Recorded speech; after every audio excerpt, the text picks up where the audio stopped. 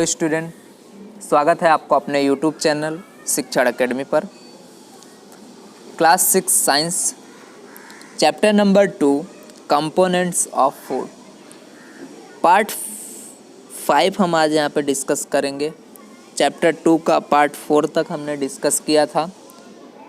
Part 5 में हम minerals, water and drugs को यहाँ पे डिस्कस करने वाले हैं। तो सबसे पहले स्टार्ट करते हैं हम मिनरल्स से। मिनरल्स क्या होते हैं, कहाँ से मिलते हैं, सोर्सेस क्या होते हैं, ठीक है, कौन कौन से मिनरल्स होते हैं हमारी बॉडी में जो चाहिए। तो मिनरल्स की बात करें, they are needed to build bones and teeth, formation of blood, coagulation of blood and functioning of muscle, nerves and thyroid gland. देखो हमारा जो ये बॉडी में, हमारे बॉडी में मिनरल्स की क्या इंपॉर्टेंस बहुत ज़्यादा होती है। हमारे जो बोन्स होते हैं उनको क्या करना है, बिल्ड करने के लिए, टीथ को बिल्ड करने के लिए, और भी दूसरे चीज़ जैसे फॉर्मेशन ऑफ ब्लड है, ठीक है, यहाँ पे कोगुलेशन ऑफ ब्लड है, उसको जब मान लो फंक्शनिंग ऑफ मसल, जो भी मसल्स के फंक्शनिंग हैं, या फिर नर्व्स हैं, या फिर थायराइड ग्लैंड्स हैं, इन सभी को, जितने भी मान लो ये सब चीज़ें हैं, इन सभी को मिनरल्स चाहिए होते हैं। अलग अलग पार्ट्स को अलग अलग मिनरल्स की यहाँ पे ज़रूरत पड़ती है। जैसे बात करें, some of the important mineral needed by our body are calcium.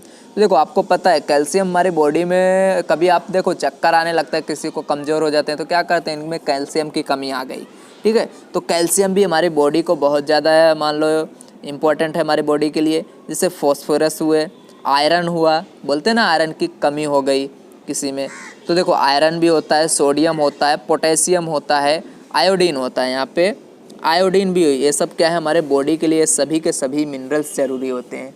ये मिनरल्स नहीं होते हैं तो हमें कुछ ना कुछ यहाँ पे क्या होने लगते हैं, मान लो बीमारियाँ होने लगती हैं। तो अब सपोज एक मिलते कहाँ से हैं, मान लो जो ये मिनरल्स हैं जैसे कैल्शियम हुआ, फॉस्फोरस, ये सब मिलेंगे कहाँ से हमें, हमारी बॉडी को ज़रूरत है, हो सकता है हमारी बॉडी में नहीं हो, तो हम ऐसी क्या चीज़ें खाएं जिससे हमें ये जो मिनरल्स हैं वो हमको मिल सकें।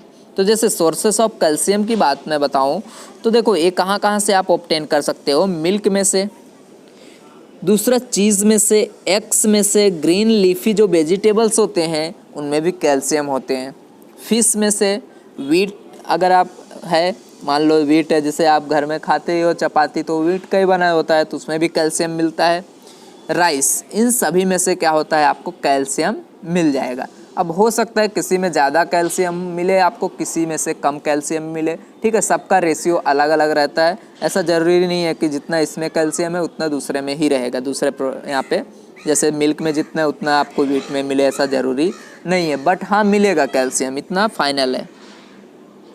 दूसरे जो हम यहाँ पे मिनरल्स की बात करें तो देखो जो आपका यहाँ पे फॉस्फोरस है, तो फॉस्फोरस कहाँ से मिलेगा, आप मिल्क में से भी मिल सकता है। ये क्या है, आपको जो मिल्क है, मिल्क में से फॉस्फोरस मिलेगा। बाजरा आपने देखा हो, बाजरे की रोटी खाते हो अगर आप चपाती तो उसमें से मिलता है। बनाना खाते हो, बनाना में मिलता है। जो पल्सेस होते हैं उस पल्सेस में भी क्या होते हैं, ये यहाँ पे फॉस्फोरस आपको मिल जाता है आपकी बॉडी को। ग्रीन वेजिटेबल्स होते हैं, देखो ग्रीन वेजिटेबल लगभग सभी के सभी यहाँ पे तुमको मिनरल्स मिल जाते हैं, तो ज़्यादातर हमें इसीलिए सब लोग बोलते हैं ग्रीन वेजिटेबल्स खाने चाहिए, ठीक है। तो ये सब क्या है, इसके फॉस्फोरस के सोर्सेस है। मैंने यहाँ पे आपको फिगर भी रख दिया है, देखो मिल्क आपने, बनाना देखो, बाजरा देखो, यहाँ पे आपने चिली भी देखा होगा, ठीक है, यहाँ पे इस तरह के ये हैं। नेक्स्ट जो आपका सोर्स यहाँ पे है आयोडीन, तो आयोडीन आपको कहाँ से मिलेगा, नेक्स्ट जो मिनरल आपका आयोडीन है, आयोडीन आपको कहाँ कहाँ से मिलता है, एक तो आपको पता होगा कहाँ से मिलता है आयोडीन, नमक में से, टाटा नमक।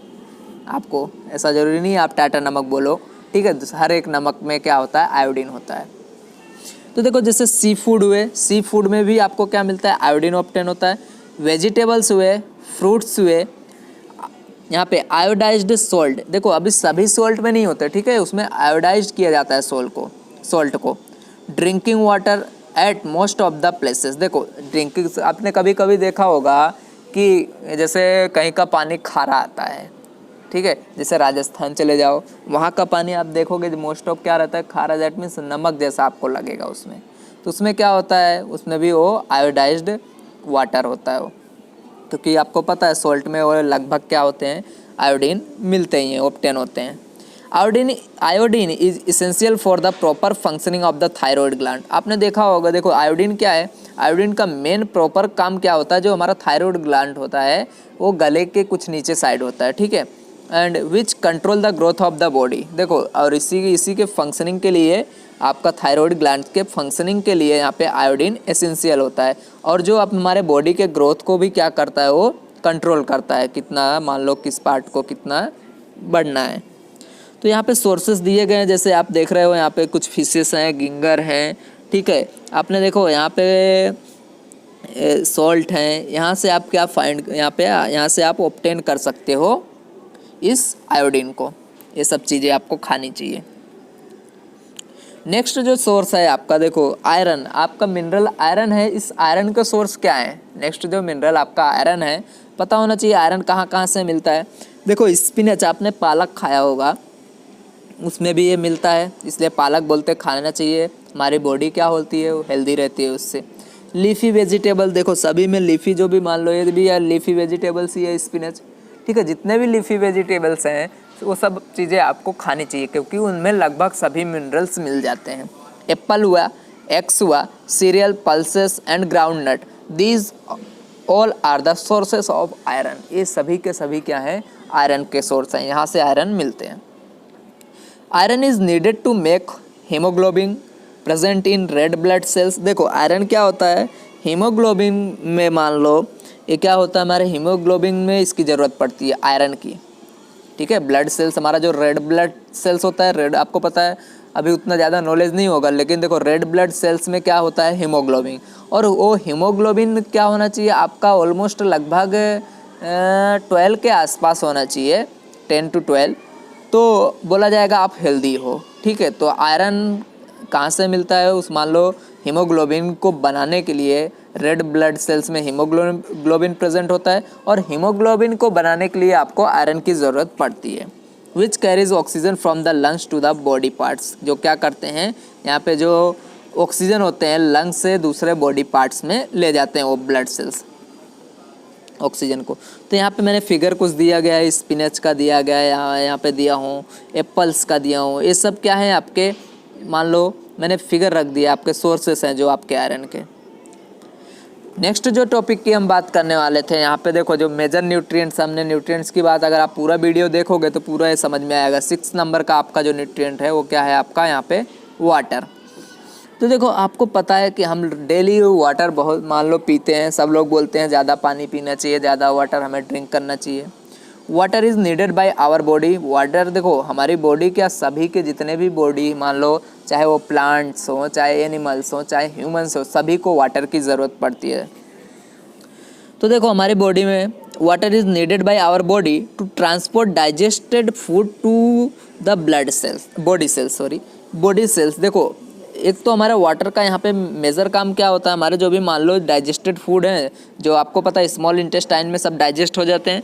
अब जो डाइजेस्टेड फूड हैं उनको क्या करना है, ट्रांसपोर्ट करना है, एक जगह से दूसरी जगह ले जाना है, तो दूसरे बॉडी सेल्स में, अलग अलग बॉडी सेल्स में जाता है डाइजेस्टेड फूड, उसके लिए वाटर ज़रूरत पड़ती है। दूसरा क्या है, to transport important chemicals such as hormones and around the body. अब जो पता है आपको, हमारी बॉडी के अंदर अलग अलग हार्मोन्स होते हैं, ठीक है, उन हार्मोन्स को आपको क्या करना है, जैसे ट्रांसपोर्ट करना है। इस जो एक तुम्हारा एक बहुत ही इम्पोर्टेंट केमिकल होता है हार्मोन तुम्हारे बॉडी के अंदर, उसको ट्रांसफ़र करना है तो हमें वाटर की ज़रूरत पड़ती है। तुम्हारे बॉडी के अंदर ये चीज़ें ज़रूरत पड़ती है, ठीक है। बॉडी के बाहर तो बहुत चीज़ों की ज़रूरत पड़ती है, हम देखेंगे बाद में। Then to get rid of waste product from the body. अब देखो, अब जो वेस्ट प्रोडक्ट होते हैं, सपोज आपने फूड खाया, फूड कुछ डाइजेस्ट, आपको पता है पूरे के पूरे फूड डाइजेस्ट नहीं होते, कुछ फूड वो डाइजेस्ट होंगे, कुछ फूड क्या होंगे वहाँ पे अनडाइजेस्टेड फूड रहेंगे, बिना डाइजेस्ट हुए आपके यहाँ पे पड़े रहेंगे, जो स्मॉल इंटेस्टाइन में से लार्ज इंटेस्टाइन में जाते हैं, वो एक अलग प्रोसेस होती है। तो वहाँ पे वेस्ट प्रोडक्ट को हमारे बॉडी से बाहर निकालने के लिए भी वाटर का यूज़ होता है। 4th नंबर है to control the regulate and temperature of our body. देखो हमारे बॉडी का जो टेम्परेचर होता है ना, उसको कंट्रोल करने के लिए भी यहाँ पे वाटर का यूज़ होता है। तो देख रहे हो यहाँ पे मस्त सा वाटर आपको दिख रहा है, कितना खूबसूरत। और ये देखो दोनों जन आराम से पिए जा रहे हैं बोतल में वाटर को। आगे देखते हैं क्या क्या ज़रूरत है। हमने यहाँ पे देखो इस तरह आपको सभी ने देखा होगा, रोज़ आप वाटर मान लो पीते ही हो पानी यहाँ पे। तो देखो our body need 2 to 3 litre of water every day. देखो जो एडल्ट है ना, मान लो 18 के ऊपर है या फिर 15 अबव, जितने भी मान लो कोई भी इंसान है, ह्यूमन है, वो उनको क्या करना चाहिए, 2 से यहाँ पे 3 लीटर वाटर डेली उनको पीना चाहिए। 2 से 3 लीटर पानी यहाँ पे पीने चाहिए। अब आपके सोर्सेज क्या है? ड्रिंकिंग वाटर, देखो कहाँ से भी देखो आप ये वाटर ऑब्टेन कर सकते हो। ड्रिंकिंग वाटर जो आपको पता है आपके घर पे आता है, ये पीने वाला पानी।